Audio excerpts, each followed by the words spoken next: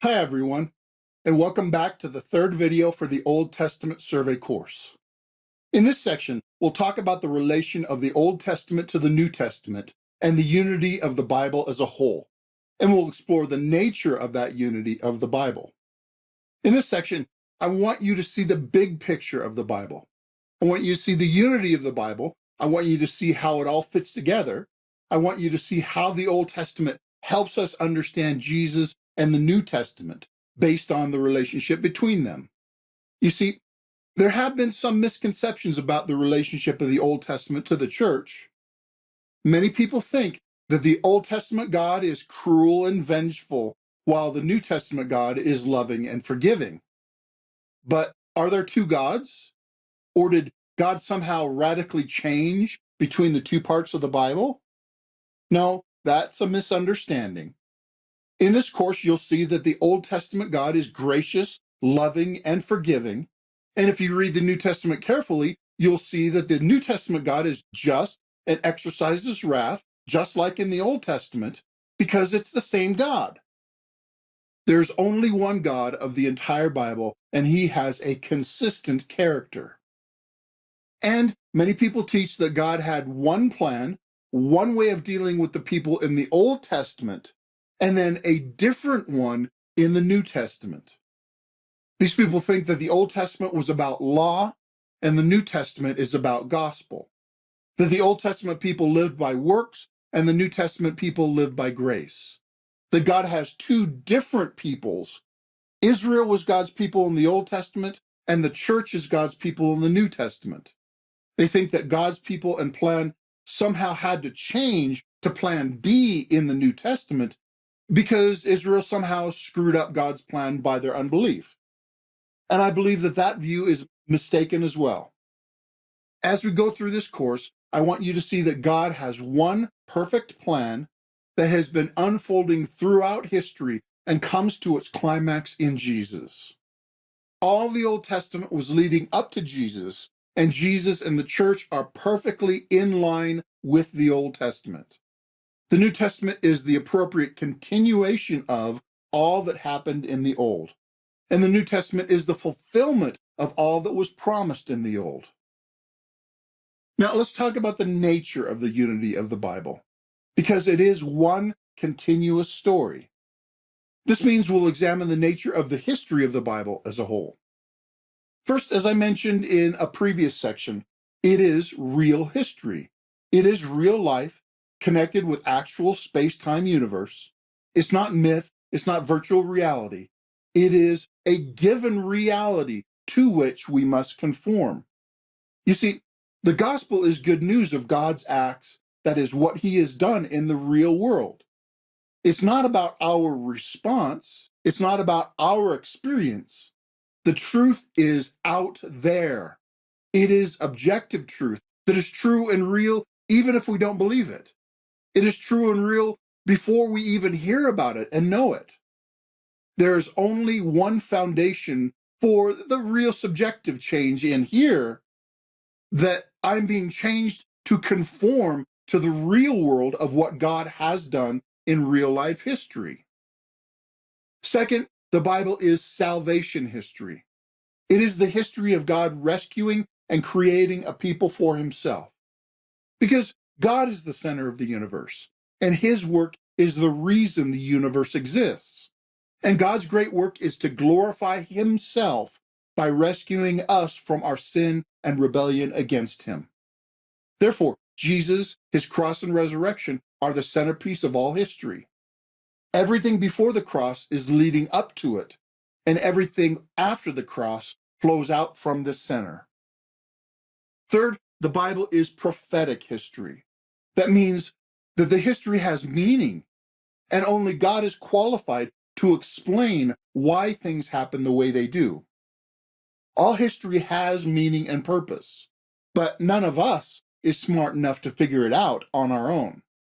Only God is authorized and able to give the meaning of the universe.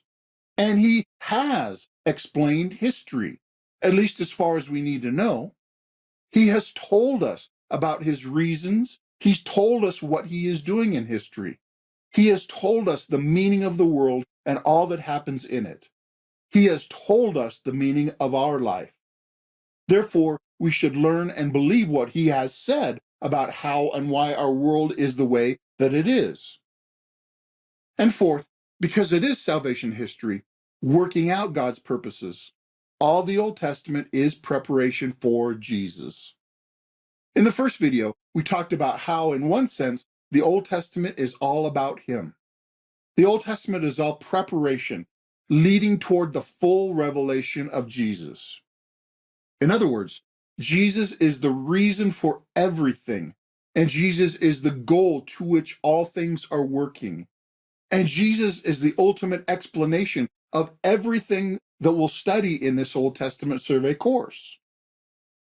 But that brings about a major question for our interpretation and reading and understanding of the Old Testament.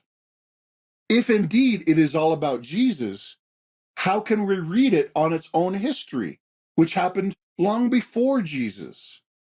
Remember, on the one hand, we talked about understanding the Old Testament in its own history, on its own. We need to see it as they saw it in their own time, which means to see it on its own without Jesus, long before Jesus came on the scene. However, on the other hand, Jesus said it's all about him. So how can we reconcile these two things? How then should we solve this problem? How can we make the connection between the Old Testament and New Testament that does justice to both of these realities?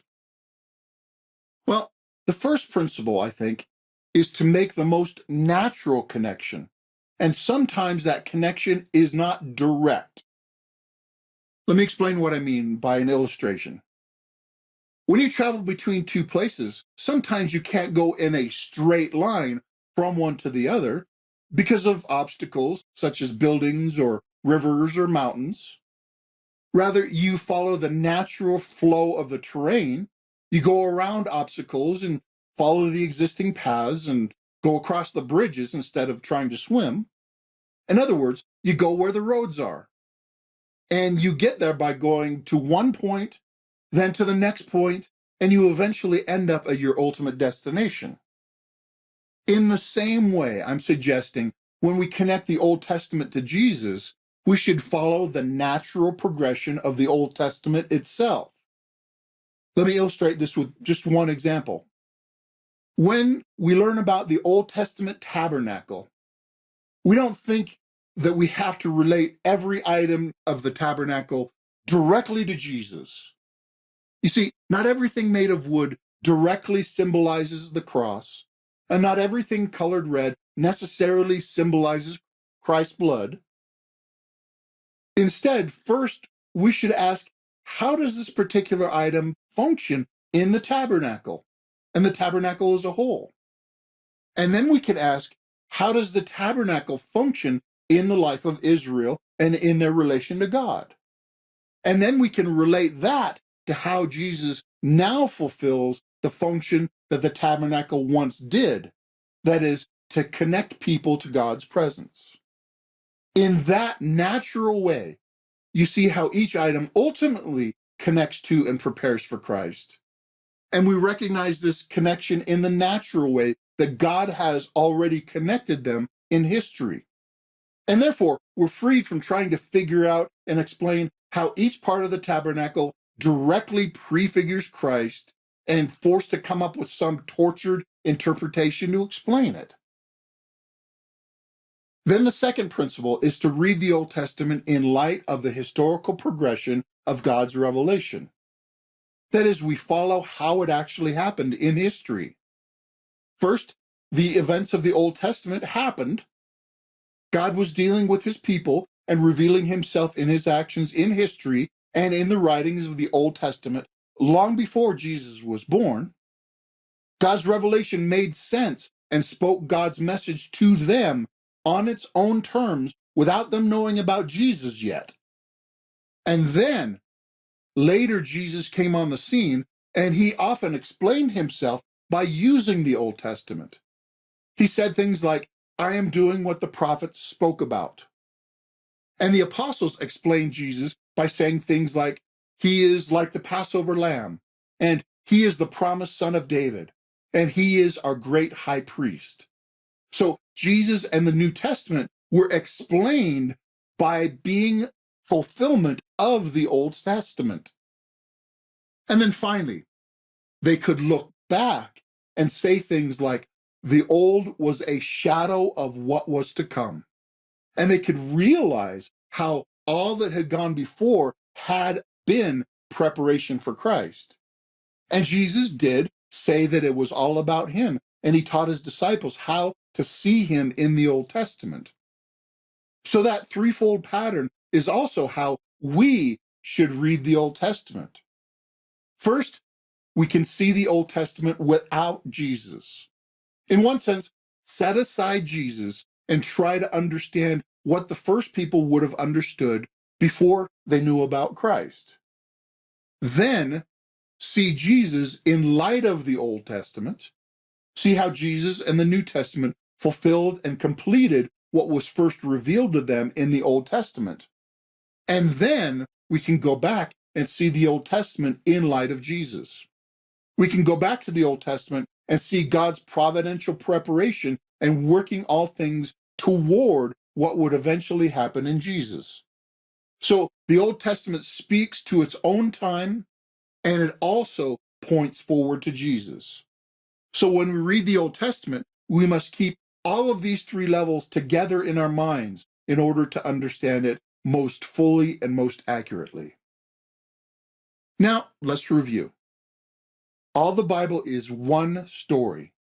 It has its unity in Jesus, who is the climactic revelation of the nature and character of God.